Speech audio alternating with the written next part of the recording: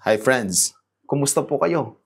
Alam nyo, may napansin ako na conversation na mga itinala sa panahon ng kapanganakan ng ating Panginoong Hesukristo.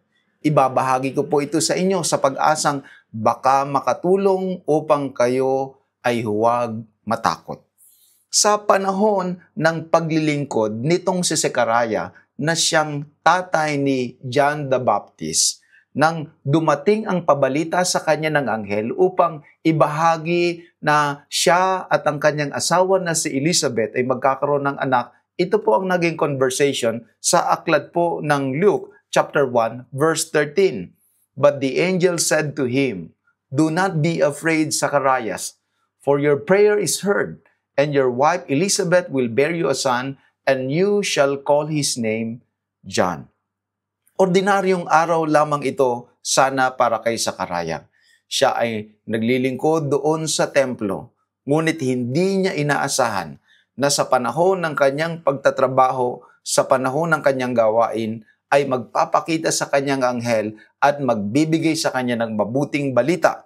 Ngunit nakakatakot yung nangyari sapagkat, can you imagine, nagpakita sa iyo ang anghel? He was terrified. He was like troubled. Kaya ang sabi sa kanya ng anghel, "Do not be afraid, Zacharias." Pangalawa po, alam niyo po ba, nang natala ang conversation ng angel kay Mary sa Luke 1 verse 30, nang ibinabalita na ng angel kung paanong si Mary ay manganganak na ang kanyang dadalhin ay sa pamamagitan ng Espiritu Santo, ito po ang tala ng banal na kasulatan.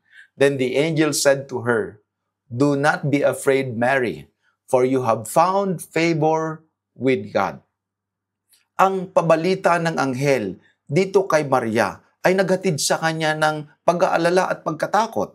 Kaya naman ang sabi sa kanya ng anghel, "Do not be afraid, for you have found favor with God." Kakatakot nga naman yun, mabubuntis ka naman. Pagkatapos wala ka namang asawa. Mabubuntis ka, paano mo ipapaliwanag yan sa mga tao na ganyan? It must have been terrifying for Mary.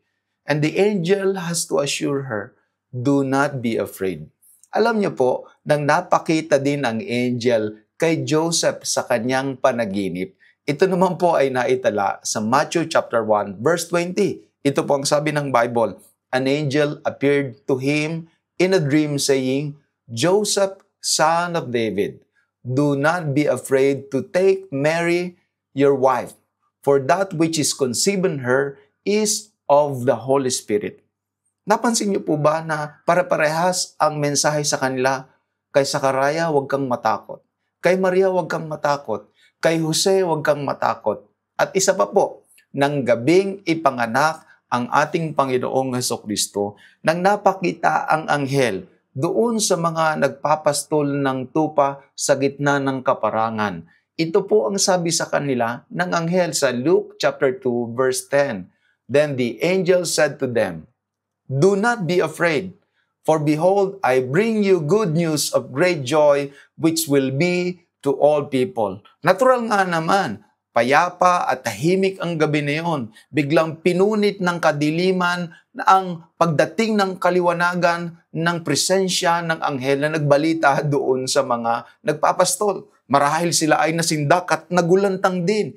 Pero kagaya ng pabalita kay Sakaraya, ng pabalita kay Maria, ng pabalita kay Jose, at ngayon ay pabalita doon sa mga nagpapastol, iisa, do not be afraid.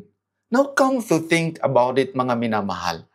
Ang tao simula nang siya ay mapalayo sa ating Panginoong Diyos, simula nang kay Adan at kay Eva nang sila ay natakot sa presensya ng ating Panginoong Diyos at sila ay nagtago at nang tanungin sila ng ating Panginoong Diyos kung nasaan sila, ang sagot nila ay, "Kami ay nagtago sapagkat kami ay natatakot."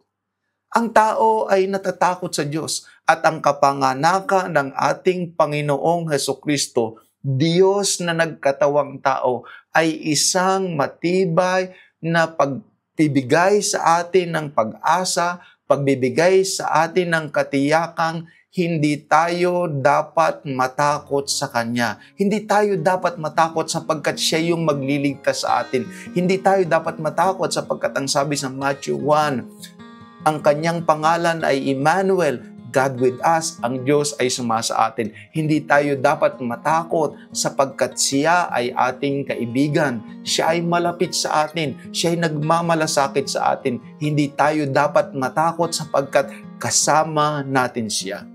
Hindi ko po alam kung anong mga bagay na inyong kinatatakutan kahit ngayong panahon ng holiday season. Mabuti po na ang mga panahong ito ay magpaalaala sa atin, hindi tayo dapat matakot. Dahil kasama natin si Jesus. Dahil magliligtas si Jesus. Dahil kaibigan natin si Jesus. Sa mundo natin ngayon na ang dami-daming nakakatakot at nakakangarag, we still can live God's Word in this world.